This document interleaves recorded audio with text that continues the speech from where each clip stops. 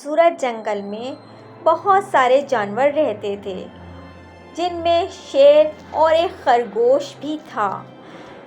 شیر جنگل کا بادشاہ تھا اور روزانہ کسی نہ کسی جانور کا شکار کرتا تھا۔ جنگل کے سارے جانور شیر سے بہت زیادہ خوفزدہ رہتے تھے، کیونکہ وہ روزانہ آگے کسی نہ کسی کا شکار کرتا تھا۔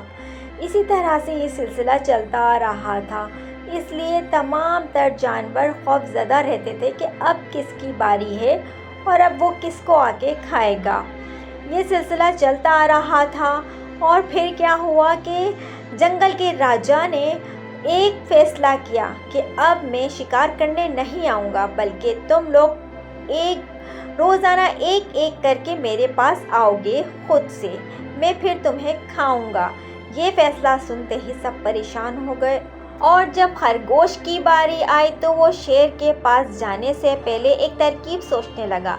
خرگوش بہت زیادہ چالاک تھا اور شیر سے بچنے کا راستہ نکالنا چاہتا تھا، اس لیے وہ شیر کے پاس گیا اور اس سے کہا کہ ایک بہت ہی بڑا شیر جنگل میں آ گیا ہے اور وہ تم سے بھی زیادہ بڑا ہے اور بہت زیادہ غصے والا بھی ہے اور بہت زیادہ طاقتور بھی ہے۔ وہ دعویٰ کرتا ہے کہ وہ اس جنگل کا اصل بادشاہ ہے۔ شیر کو بڑا ہی غصہ آیا اور وہ بولا، کہاں ہے وہ؟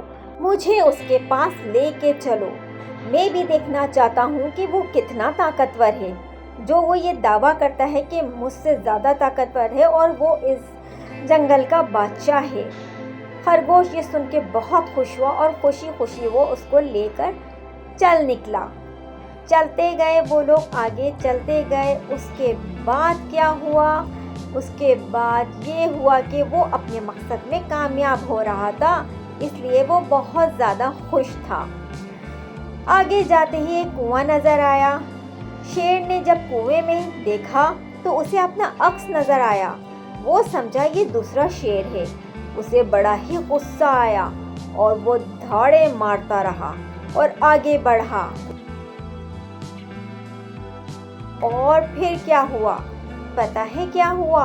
پھر اس نے اس سے لڑنے کے لیے کنویں کے اندر چھلانگ لگا لی۔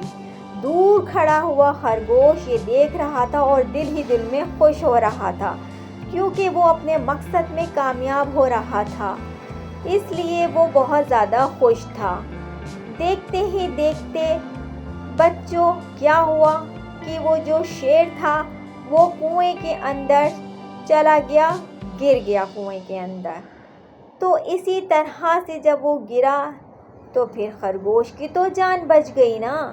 وہ بہت زیادہ خوش ہوا کیونکہ اس کی جان بچ چکی تھی اور اس کے ساتھ ساتھ تمام تر جانوروں کی جان بھی بچ گئی تھی۔ یہ تھا خرگوش کی چالاکی، کس طرح سے اس نے تمام تر جانوروں کی جان بچائی۔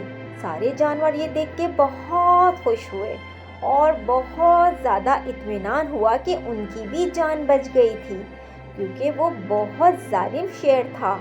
اس طرح سے تمام تر جانور بہت زیادہ خوش ہوئے اور اتنا خوش ہوئے کہ خرگوش جو تھا وہ تو بھائی ان کے لیے ایک ہیرو بن گیا تھا، کیونکہ اس نے اپنی جان تو بچا ہی تھی اور اس کے ساتھ تمام تر جانوروں کی بھی جان بچا لی تھی، اس لیے وہ بہت زیادہ خوش تھے اس سے اور اس کو اپنا ہیرو ماننے لگ گئے تھے۔ وہ خرگوش سب کی نظروں میں ایک ہیرو بن گیا تھا اور پھر سے وہ لوگ سب ہنسی خوشی رہنے لگ گئے۔